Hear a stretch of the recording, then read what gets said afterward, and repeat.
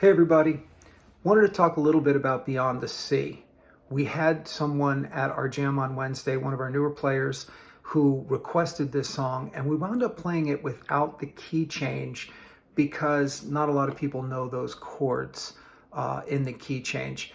And what this video is about is why you should put the effort in to learn those chords and to play this song with the key change. So there's two reasons. The first is the structure of the song itself. It's just more beautiful with that key change in there, and I'll talk about that a little bit.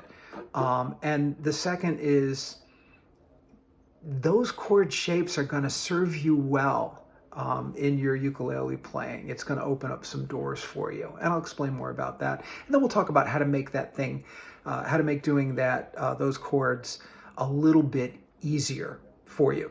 Okay, so number one, real quick, Beyond the Sea, gorgeous chord progression. That 1, 6 minor, 4, 5 sevenths, and they're easy first position open chords, and they're beautiful. The G7 provides just enough tension before we come back to the C to resolve. After that, you get a series of sevenths chords that provide tension and resolve back over and over and over again. After Somewhere Waiting for Me, you've got that E7.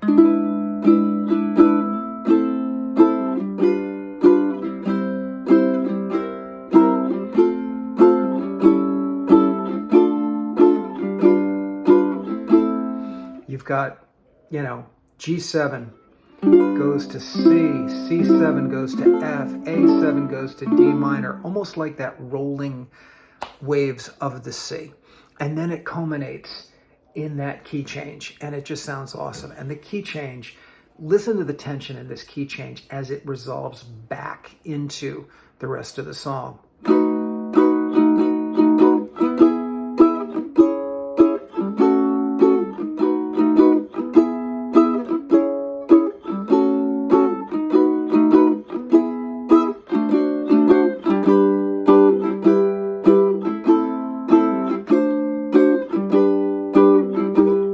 So you see how that tension's there. And right at the part in the lyrics where he's talking about how far away this is. It's near beyond the moon. It's far beyond a star.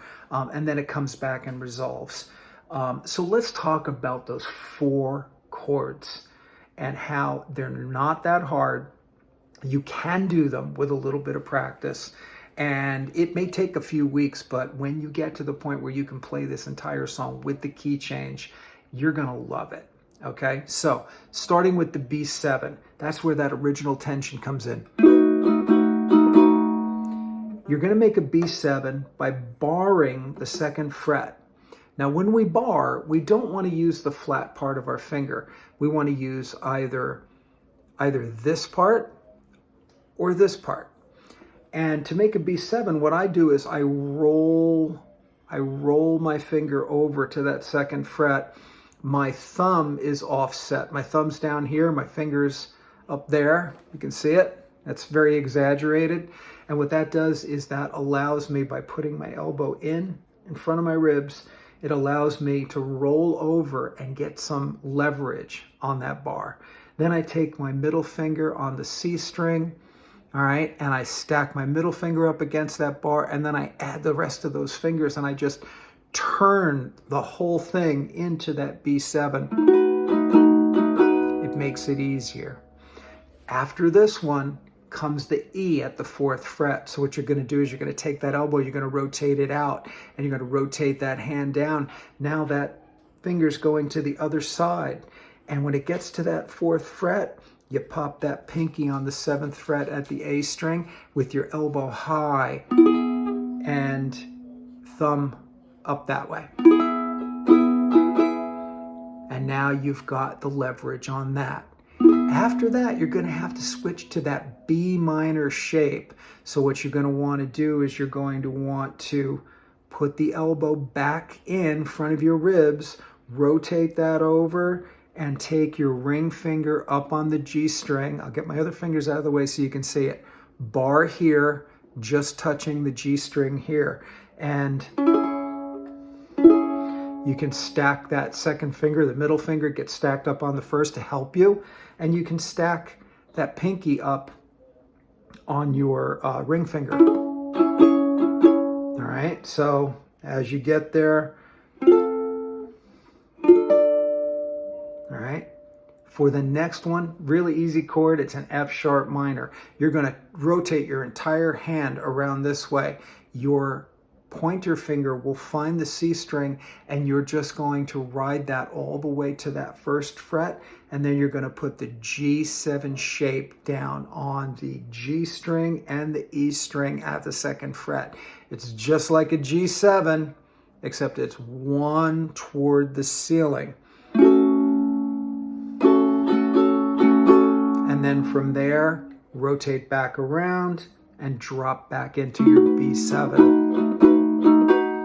So not that hard to do.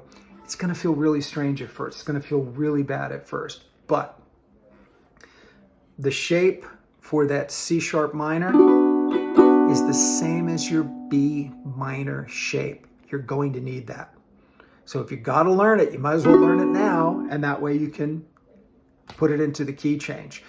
The E over here that you play, with the bar and the pinky on the A string 2 away, that is your second position E. If you need an E chord and you can't do this one, you can do this one and it'll work. So it's an easier chord to do. The B7, naturally, you're going to have to do that sooner or later. You're going to find songs that you're going to have a B7 in there. Plus, you get a bonus chord, because if you slide up one, now you have another C7. You have C7 here. You also have C7 here. Same shape. So by learning these shapes, they're going to pay dividends as you go forward. You're going to be able to play songs that you hadn't played before, and it'll be a lot more versatile. And when you get beyond the C, down with that key change, you're going to love it, because it just sounds so beautiful. You're going to love playing this song with the key change.